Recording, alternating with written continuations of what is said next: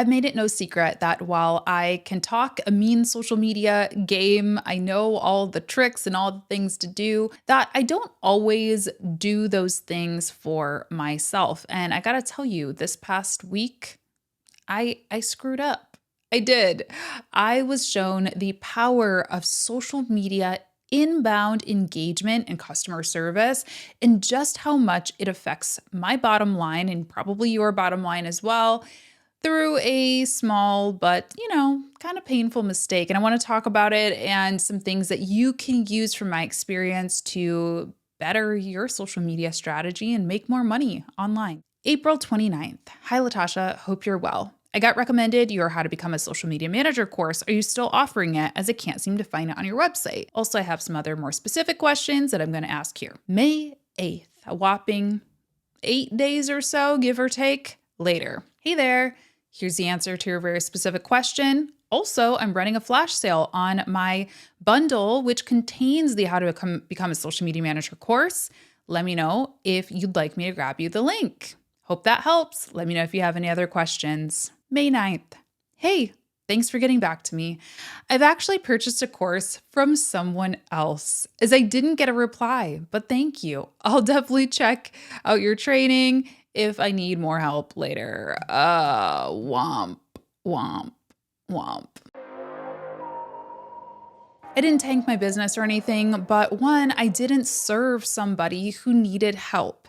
And two, yeah, I lost out on about $100 in revenue by dropping the ball. And listen, we cannot realistically expect anybody to be sitting by their phones 24/7 just waiting for direct messages to come in. That's why I have an email address. That's why it's linked in that Instagram account if people have, urgent questions. But the fact of the matter is today's customers expect responses on social media and they expect them fast. According to one report, over 65% of social media users across 3 different platforms expect brands to respond regardless of whether the initial outreach from the consumer was via private message or public post. And in that same report, it shows that about half of social media users expect brands to respond within 3 hours. 3 hours. Oh my goodness. I am not doing that. I'm going to be honest. If you DM'd me recently, I apologize. But listen, today I want to take some time to talk about just that inbound engagement or customer service responses, as well as another form of engagement, which is outbound engagement. This is kind of the magic cherry on top that you can use to help your social media posts gain wider reach and impact more people, because a lot of us seem to think, myself included, that if you create really good content, that just good things will come. People will find you. And this is just not the world that we're living in nowadays. You really have to bring people to you, and outbound engagement is a great way to do that. So first, let's talk about inbound engagement, or this dropped ball that I just had. Here's the thing. It is hard for me, especially when I'm in a season like I am right now, where I'm feeling a little overwhelmed. I'm just feeling like I want to be a little bit more, touching grass, if you will. It's hard to keep up with this. I'll be honest, but you run a business. If you run a business, you need to keep up with it. It is just a part of doing business. Now, there are certain things that you can do, like you can put, email me if you need support in your Instagram bio, for example, if that's the channel that you prefer to help people through. But at the end of the day, listen, people are still going to contact you through your DMs. This is just something that you cannot escape. Believe me, I've tried. So something that really helps me is one, using a tool to manage these customer service inquiries. There's just something about pulling out my phone that just takes me out of my real life, and just into kind of a dark place. Sometimes, I'll be honest, especially if you're a social media manager who's managing multiple brands, that can just be a lot on you, a lot of pressure, a lot of overwhelm on you. So using a tool to manage your inboxes can be extremely helpful. And you all know that my favorite tool for social media management, social media scheduling, content calendars, analytics is Metricool. And yes, they also have a fantastic inbox feature as well. So I want to show you how this works really quick. You'll just log into your Metricool account and click on Inbox. From there, you'll be able to connect all of your brand accounts and choose which accounts you'd like to view the inbox for. What's really cool about this is that you can view almost all of your social media platforms in one place, as opposed to having to log into Twitter and then log into YouTube, then log into Instagram, Facebook, LinkedIn, etc. You can actually see them all in one place, or you can filter by platform if you just want to check Instagram in that moment, or just want to check Twitter, or just want to check YouTube. You can also use the search function, which is really cool. So like if I wanted to search for course, for example, and we'll see if anybody is talking about my course. Maybe they have specific questions about a course, or they're leaving testimonials that I want to highlight or pin, or make sure that I respond to, things like that. You can also resolve your inquiries, which is nice because now that I know something has been handled, if I have other team members coming in, they're not going to have to go back and do double duty and respond to those people as well, and or just for myself, so I can get a visual representation that question or problem has been addressed. It is so incredibly helpful. And if you're a loyal Freelance Friday podcast listener, you probably know that Metricool is one of our sponsors here. They have an amazing free plan, and their inbox does support many of the key platforms just on the free plan alone, which is amazing. But if you want to try some advanced features, you should definitely check out their Pro plan, and you can get 30 days free on their Pro plan with my code Latasha at the link in the show notes. They have so many fantastic Pro features. So again, be sure to use the code Latasha at the link in the show notes to get 30 days free on any of their premium plans. Okay, so using a tool is my first tip, but the next thing is that you need to just work this into your routine, honestly. Now, if you have very low traffic to your accounts, or your client does, you might not have to be checking your inboxes, 24/7 every hour, but you should at least be checking in once a day. And if you're using a tool like Metricool and can just click on the inbox tab, you have everything done in one full swoop, so you're not missing anything. It doesn't even necessarily mean that you have to respond to everything, but you're at least able to look out for those big questions, those questions that are either going to get you in trouble or make you money. So you can just keep an eye out for those customer service type responses once a day, I think, at minimum. Now, when I was working for a large Fortune 500 company, in their marketing department, I always just had their inbox up in a tab on my screen because they were getting so many customer service responses. So you have to kind of gauge how much traffic you're getting, and especially how many customer service type questions you're getting in, so you can adjust your timing accordingly. And I already mentioned this briefly, but you should also be delegating. If you are getting so many responses that you just can't keep up with them, that message that I just read to you, that is something that I easily could have had somebody on my team being sure to check in on my inboxes. But guess what? I'm stubborn, and it cost me money, and it might be costing you money as well. So work with a social media manager or even a virtual assistant who can check your inboxes regularly if that's something that you're consistently dropping the ball on. And before you hire that member of your team, you should make sure that you create some type of a standard operating procedure for this task. And an SOP for customer service on social media in particular should also have an escalation plan within it. So let me explain what those things are. So an SOP is basically just a step-by-step document that explains what we do when. So, hey, when somebody comes in and they have a question about a course, here is the response that we can send them. And I always like to just basically have a response guide with sort of a script, just making sure to coach my team member that they know that they should be customizing it. They should be using the person's name. They should be signing off with their name. They should be adding a nice, hey, how are you doing? Hope you're having a nice day, kind of pleasantries onto it to make it sound like it's written by a human and not a robot. But I have all of those responses listed out in a document for anything that we get, frequently. And then you should also have an escalation plan. And this is basically what you do when there is an emergency. What do we do when somebody says, oh my gosh, I took your course. It was the worst thing ever. I am suing you. I need a refund this second. I need help, and they're just flipping out, right? What do you do in that situation, especially if it's somebody who is taking care of this for you? They might not have the ability to send through a refund or diffuse a situation like that. When you're working with clients, this is something that I certainly had to do at previous jobs and working with clients, especially if they were in any type of sensitive industries, like a school, like a place where people work, like a doctor's or dentist's office, any type of thing like that, where there's going to be sensitive information. If we were to get threats, for example, at one of my past jobs, there was a whole list of people that I had to screenshot the email, forward the email to. I had to send it to, a security department, a legal department, a CEO of the company, sometimes, depending on how severe it was. So make sure that you have a plan for what happens if something goes wrong. And if you are working with a client, this is just something that should be a part of your sort of onboarding conversation. Just laying it out there. Hey, who should I reach out to if somebody is making a threat or somebody wants a refund or somebody is really unhappy?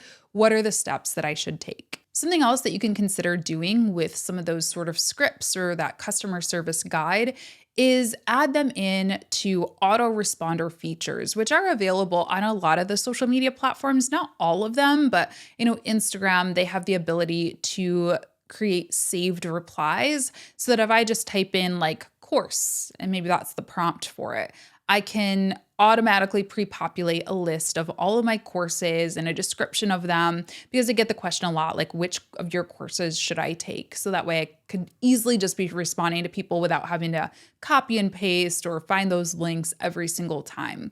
You could also experiment with something like a chat bot. Chatbots like ManyChat, for example, allow you the ability to basically have conversations with people who come in through your DMs and make sure that you're pointing them in the right direction. So these are all kind of next level things that you can do to help automate your customer service responses. Again, these are great if you're getting a very high volume. If you're getting a lot of people reach out to you, you can make a lot of impact and a lot of money by really making sure that you are addressing all of those inbound messages. So let's talk about outbound engagement, because this is huge. Like I said, a lot of us think, hey, I created really good content and they'll just come, right? If I create good enough content, people will come to me, and that is just not how it always works. Now, I always say that creating content is about half of the battle, which is hard. It's a hard one to hear because creating content is a lot of work and we put our heart and soul into it. And we all just want to believe that, good things will come if we create good things, but it doesn't always work that way. So the first thing that I'm going to recommend that you do is identify some target keywords or hashtags that you are going to essentially have conversations with on a regular basis. So let's say that I am a dating coach. I'm a coach for people who want to find partners.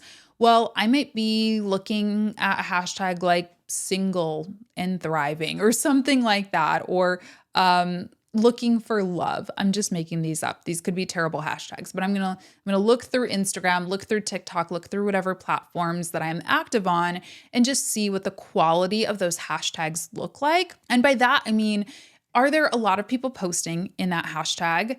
And is it high quality content? Is it not just like weird, scammy, like dating ads, or is it actually people who look like they are trying to document their journey finding a partner or something? I don't know if that's something someone would document. This is the weirdest example ever, but just stick with me. You could also use a tool. Metricool does have this hashtag search engine in their premium plan, so you could use that to search for some of those higher quality hashtags that are pretty well populated, but at the same time are not so overwhelming. So then jot down those hashtags, figure out what your key hashtags are that you're going to monitor. If you have my social media management toolbox, which is linked below the YouTube video at least, that also has a hashtag library that you can use and customize. So my clients really love this tool because they can save all of their hashtags in there and then refer back to them really easily. So that's something you can check out as well. And then you may want to do this with accounts as well.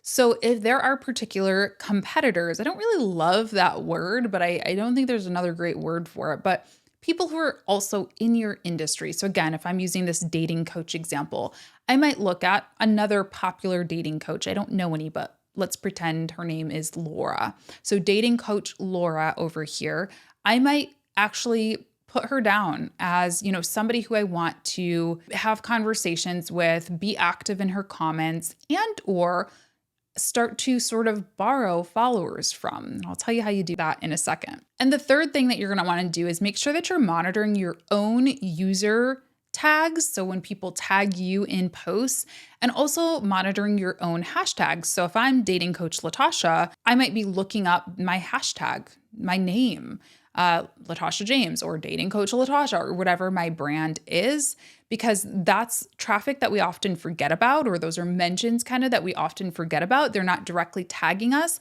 but they're people who are talking about us. And we want to make sure that we are having conversations that we're responding to those people for good or for bad. A lot of times they might have a customer service concern, or they might be, creating basically user-generated content about us. So from there, you want to schedule time to do something with all of these hashtags and users that we've come up with. And here's what you're going to want to do.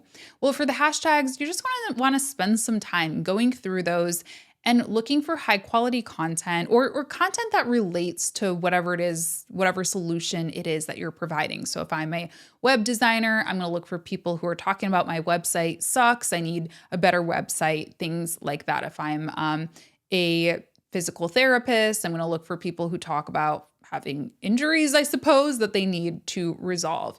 And you're just going to go through and leave genuine, kind, comments onto their posts. You can do this on basically any of the platforms, on Instagram, on LinkedIn, on YouTube even. I think people forget about this a lot on YouTube, but it's a huge way to grow and start to make friends and just become top of mind for people. Now, I think the big secret here is that you've got to do this genuinely. We have all seen the people in the YouTube comments who are like making these weird financial claims, or coach blah blah blah saved me and helped me find a husband, and you don't want to be that type of engager, if you will. You want to genuinely watch content and reply to it and call out specific things from their videos or their content that you liked. And yes, this takes time. There's no secret to it outside of automating it and using a bot, which I don't recommend.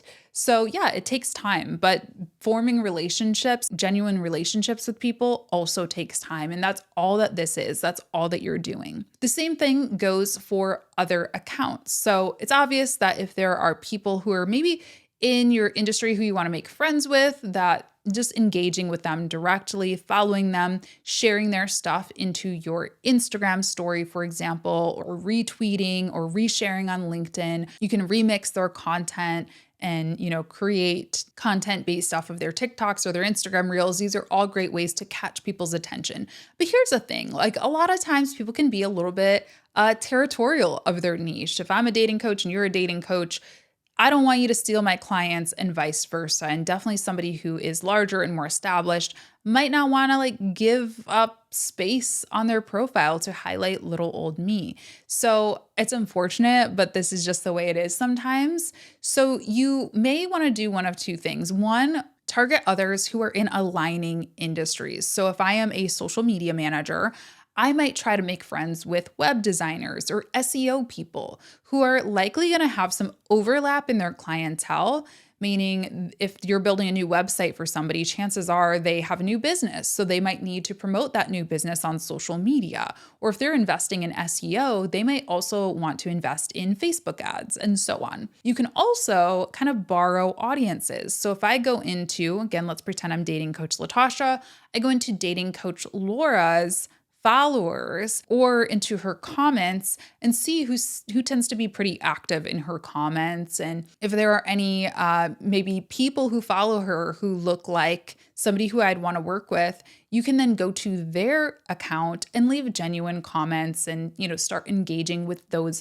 followers. Now, of course, I think there's an ethical and a not so ethical way to do this. If it's people who are posting about her and saying, oh my gosh, I love my coach, I'm actively working with her, I just think that's a little slimy to go out and try to actively like poach clients. But if they're just followers, if they're just people who are reacting to some of her motivational posts and things like that, I personally think that's fine. I mean, people do that to me all the time. So I don't know. What do I know? Lastly, this is also something just like inbound engagement that you can absolutely delegate. Hire a social media manager, hire a virtual assistant, outsource it to somebody who's already on your team, and have them just spend some time doing exactly what I mentioned to you. Because this is a time consuming piece, and it may or may not always be in your best interest to be spending, an hour a day or however much time you assign to this, doing this. But I will say it really can help your account grow. I'm going to give you a challenge for this week's episode, and that's to just find 5 target hashtags and 5 target accounts that you want to start engaging with and see if you can catch any of their attention. See if spending, let's just start with like 20 minutes a day engaging, if that moves the needle for you at all. I have a feeling it will. And I hear from people over and over again that just adding in a little bit of engagement into their social media strategy really helps them achieve their goals. So I'm going to give you that challenge, and let me know in the comments on YouTube if you plan to participate. I would love to hear from you. Anyway, I really hope that this episode was helpful. If it was, please be sure to let me know. You can review the podcast on Apple Podcasts or on Spotify. I appreciate this person who has already done so. You could also subscribe to the podcast on any of those platforms, as well as on YouTube. If you're on YouTube, please do leave me a thumbs up, comment below. And thank you again to Metrocool for being a loyal sponsor of the Freelance Friday podcast. Be sure to check them out in the show notes, and I'll talk to you in my next episode. Bye.